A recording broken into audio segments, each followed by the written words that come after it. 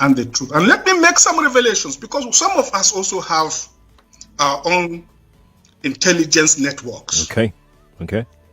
Have met with some of the bandits. We have met with some of their high commanders. One or two who have repented. They have sat down with us, not once, not twice. They told us that one of the northern governors is the commander of Boko Haram in Nigeria. Boko Haram and the bandits are one and the same thing. They have a sophisticated network. During this lockdown, their planes were moving up and down as though there was no lockdown. Moving ammunitions, moving logistics, moving money, and distributing them in different parts of the country. They're already in the south, in the rainforest of the south. They're everywhere. They told us that when they finish these rural killings, they will move to phase 2. The phase 2 is they will go into the urban cities, going from house to house, killing prominent people. I can tell you, this is the game plan. By 2022, they want to start a civil war in Nigeria. Don't joke with what I'm saying. I have a PhD from Oxford University. I'm a central banker. We don't talk nonsense. So don't joke with what I'm telling you. I have this from the highest possible authority, higher authorities of some of the commanders of the killers and Boko Haram. You said northern governors, past or present, Dr. Badaya? No, current. No, they said one of them is the commander of Boko Haram in Nigeria. One of them. And they are not looking for money. They have more than enough money. In fact, he told me they just came back from one of the Middle East countries in private jet, full of ammunitions and dollars. Did they tell you, Dr. Badaya, why they would want to cause civil war in 2022? Yes, so that they can continue in power. A new documentary by BBC Africa Eye sheds some light on the mindset of terrorist warlords operating in Zamfara State. In the viral documentary, Abu Sani, a self-confessed terrorist who says he helped mastermind the abduction of students of Government Girls Secondary School, Jangebe, said that insecurity has become a lucrative business that everyone benefits from. Yasa kake tunani arewacin Najeriya tana ta lalacewa, tana rikicewa da wayannan matsaloli na tsaro? Saboda mai da abun neman kudi. Saboda shine kowa kudi yake nema da wannan bangare shi aka mayar. Ya tsara koki suke lalacewa tun daga manyan har zuwa ga kanana. Kaga su kuma jami'ai can an ce gwamnati ita ma in ana rikici ana turo mata da kudi. Kaga ta wancan bangaren su ma suna samu. Mu mata nan kaji za a zubar da jini za ka yi da sai amma kuma ai ta yi haka nan. Well, all right, Tunde Abiola, we took a story only yesterday about the terrorist, the Zamfara terrorist that was turban. In this actual documentary, he even talked about the fact that he killed a lot of vigilantes and that he couldn't even, count.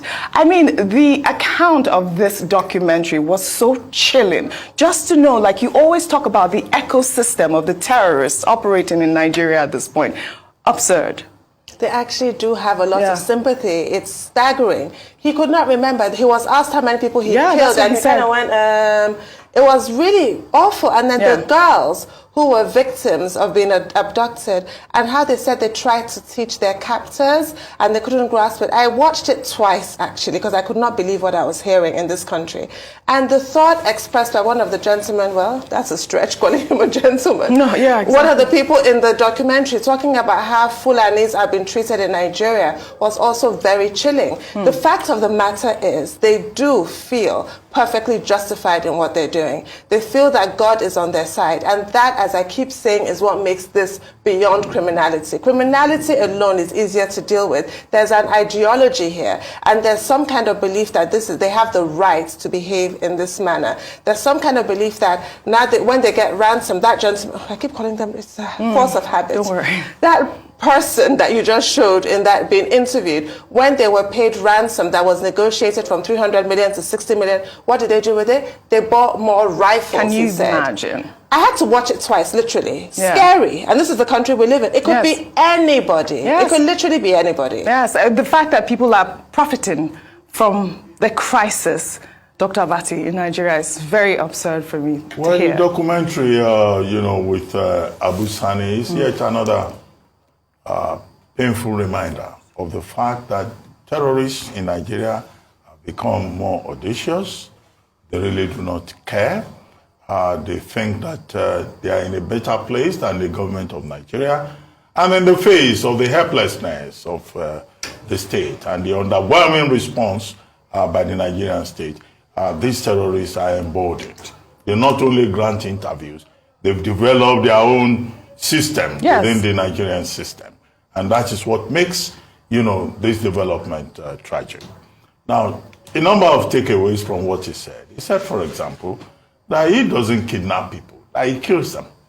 He was asked the question, how many have you killed? He said he has lost count.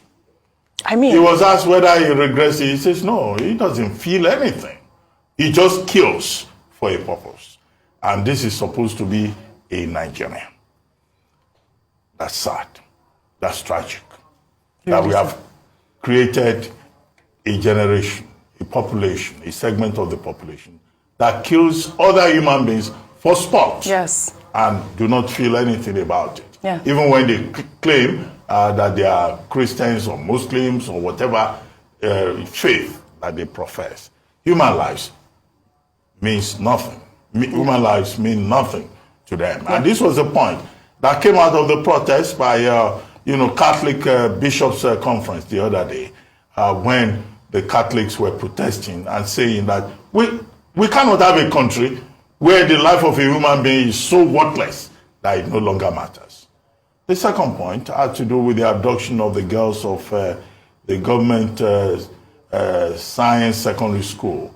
The 279 female students of that school in Jangebe, Zamfara State, who were abducted. Okay, he played a role in that regard. Government denied that ransom was paid, but he confirmed in that interview that 60 million was paid and that they used the 60 million to buy more arms and ammunition. Yeah, the girls were eventually released, but the terrorists are still fully at work. The Jangebe incident in Zamfara was in 2021. This is more than a year later.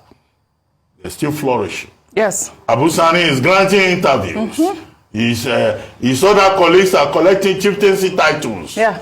From the same Zamfara state, in Yandoto, where Emir Marafa, now suspended, was doling out chieftaincy titles to criminals. That, again, is an indication of the very bad place in which we have found ourselves.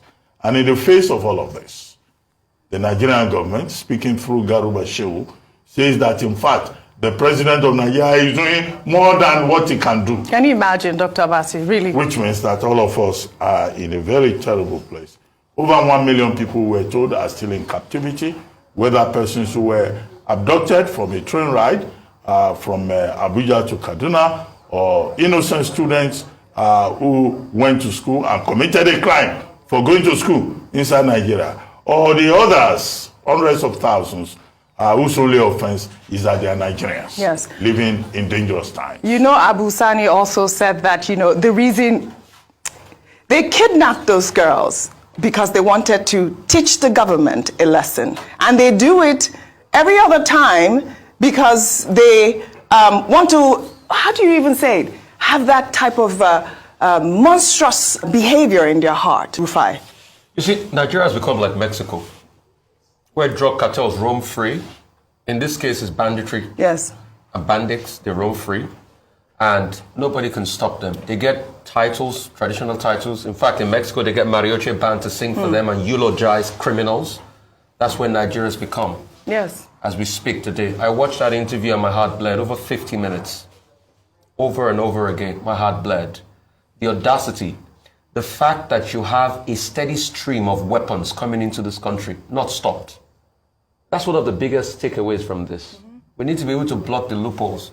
One of them in the interview said, I had laid down my weapon at a point, but when the government provoked me, because they came to attack us, then I went back to Niger. So the fact that we have a steady stream of AK-47s coming in from Niger, and people can get this weapon and banditry flourishes. The shocking part for me is the fact that it is, once you leave Gusau, the state capital in Zamfara, other things are bandit land. Large swaths of land, bandit land. And the fact that they go unannounced, yes, they kill people, maim people, destroy lives. They want to prove a point, and the government cannot tackle them, cannot fight them, cannot bring them down. The fact that we don't have intelligence to be able to pick them up now as we speak. Because you cannot tell me that we live in a country where we have criminals roaming free and nobody's got intelligence to go pick them up. If a journalist Rufai, that was my point. Go I was in going to there ask you. Yeah. and get an interview with them and go to their various huts to get interview with them, and the government cannot do the same.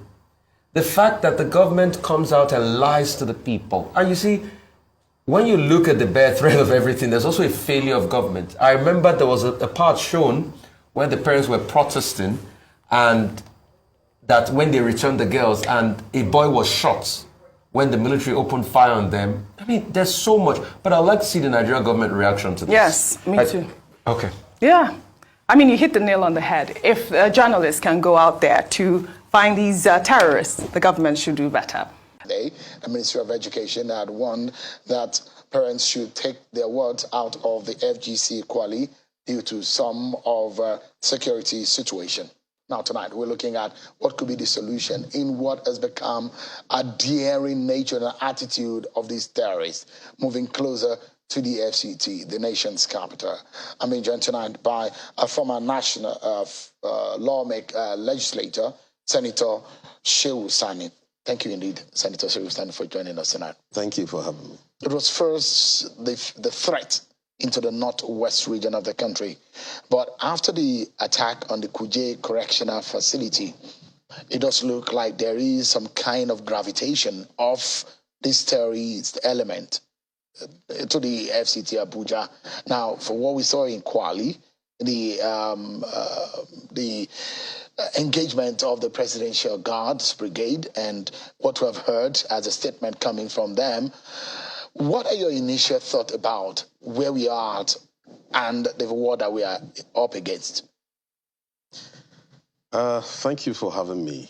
Well, to every Nigerian that has been following events in this country in the last few years, we all know that the states that surrounds Abuja, Niger, Kaduna, a northern part of Kogi State, and by indirect extension, Plateau State, are today infested with banditry and terrorism. Now, you cannot expect Abuja to be an island. Now, Kaduna-Abuja Road has been unsafe for many years. Government has proven incapable of addressing that problem. So, as the states that surrounds Abuja are unsafe, so also the contagion of insecurity will naturally be with the people of Abuja. So if we thought that we have an island of security in the country, now the truth is upon us that gradually terrorists and bandits are moving to the suburbs of Abuja, launching attacks, kidnapping people, and not only soft targets, but they are also going after security establishment and apparatuses.